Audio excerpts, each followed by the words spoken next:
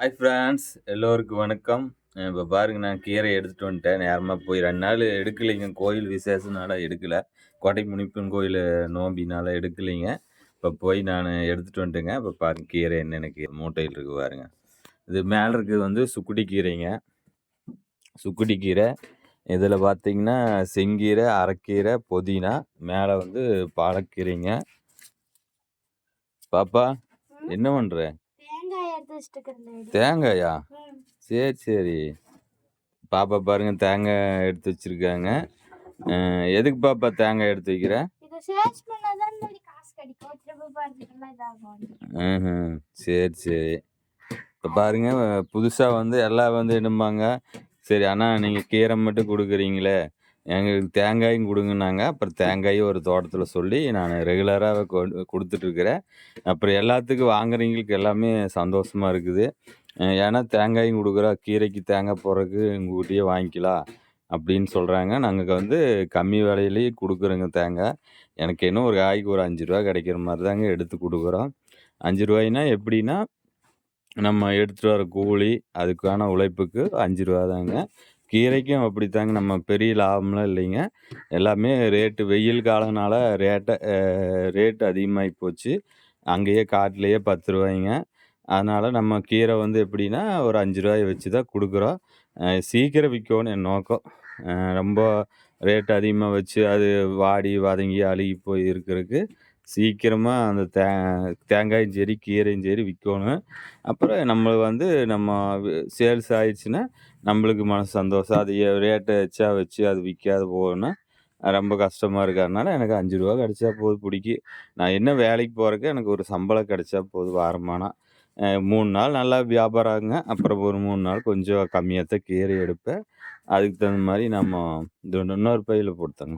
இல்ல இதனால நான் இங்க விக்கிறேன். ம். இங்க விக்கிறேன். இங்க விக்கிறியா? சரி, சரி.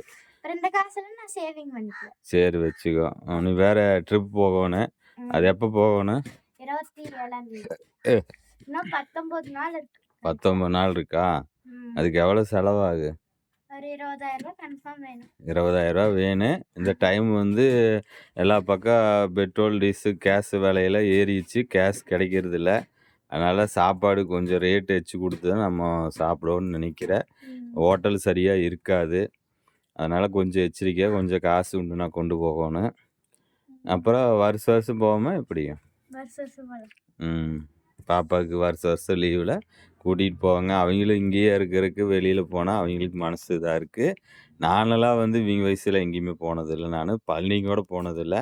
நான் கல்யாணம் முடிச்சதுக்கு அப்புறம் தான் பழனியே போயிருக்கிறேன். பார்த்துங்க அந்த அளவுக்கு நம்ம நம்ம சூழ்நிலை அப்படி. இவங்க இப்பவே பார்த்தீங்கன்னா, எல்லா கோயிலுக்கும் போயிட்டு வந்துட்டாங்க. ராமேஸ்வரம் இருந்து கன்னியாகுமரி, அன்னை வேளாங்கண்ணி எல்லா கோயிலுக்கும் போயிட்டாங்க. மதுரை மீனாட்சி அம்மன் கோயில் எல்லாம் போயிட்டாங்க. எனக்கு மதுரை மீனாட்சி அம்மன் கோயிலுக்கே நான் போனதில்ல. ஆனா, இவங்க எல்லா இதுக்கும் போயிட்டு வந்துட்டாங்க. வருஷம் வருஷம் போவோங்க. கொஞ்சம் சேமிப்பு வச்சு தான் போவோம். இந்த டைம் கொஞ்சம் சேமிக்க முடியல. ஏன்னா, அந்த அளவுக்கு கொஞ்சம் டைம் சூழ்நிலை சரியில்ல. அதனால சேமிப்பு இல்ல. நான் ஏதாவது பக்கம் அரேஞ்ச் பண்ணிட்டு தான் போகணும். பார்த்தீங்கன்னா, நாங்க ராமேஸ்வரம் வந்து போகணும். அது என்ன காரணம், திதி குடுப்போங்க எங்க முன்னோர்களுக்கு.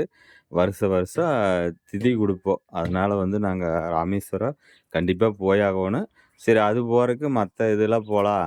இதில என்னன்னா, நாங்க வந்து எங்க சொந்த பந்தம் எல்லாமே அத்தைமாருக, சித்தப்பமாருக, அண்ணன்மாருக, தம்பிமாருக இந்த மாரி எல்லாமே குடும்பமா எல்லாமே போறனால, ரொம்ப சந்தோஷமா இருக்கு. யாரும் வெளியாளுகலாம் இல்லைங்க.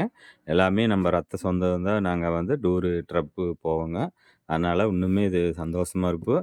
அ வருஷம் வருஷம் போயிட்டுருப்போங்க. சரிங்க நான் வந்து இப்போ வியாபாரத்துக்கு கிளம்பியாச்சு. பார்த்தீங்கன்னா, கீரை எல்லாமே எடுத்தாச்சு. நீ வந்து தட்டாங்கோட்ட கொண்டு போகணுங்க.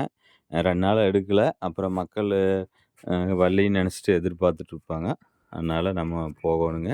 சரி ஃப்ரெண்ட்ஸ் எல்லாம் வீடியோ பார்க்குறீங்க. கொஞ்சம் சப்ஸ்கிரைப் பண்ணுங்க. கொஞ்சம் லைக் பண்ணுங்க. எனக்கு கொஞ்சம் சப்போர்ட் பண்ணுங்க. நானும் இனிமேல் வீடியோ போடுவேங்க. நான் இத்தன நாளா கொஞ்சம் வீடியோ போடுறதுக்கு எனக்கு ஒரு வருத்தமான இதுனால நானு வீடியோ போடாது இருந்தேன். இப்போ கொஞ்சம் கொஞ்சம் அதுலேருந்து மீண்டு வரேன். அதனால நான் வீடியோ வந்து நல்ல முறையா போடுறேங்க. எனக்கு கொஞ்சம் சப்போர்ட் பண்ணுங்க. சப்ஸ்கிரைப் பண்ணி வீடியோ பாருங்க. அப்பதான் அடுத்தடுத்த வீடியோ உங்களுக்கு வரும். நானும் போடுறதுக்கு ஒரு ஆர்வமா இருக்கேன். சரிங்க ஃப்ரெண்ட்ஸ் எல்லாத்துக்கும் பாய்.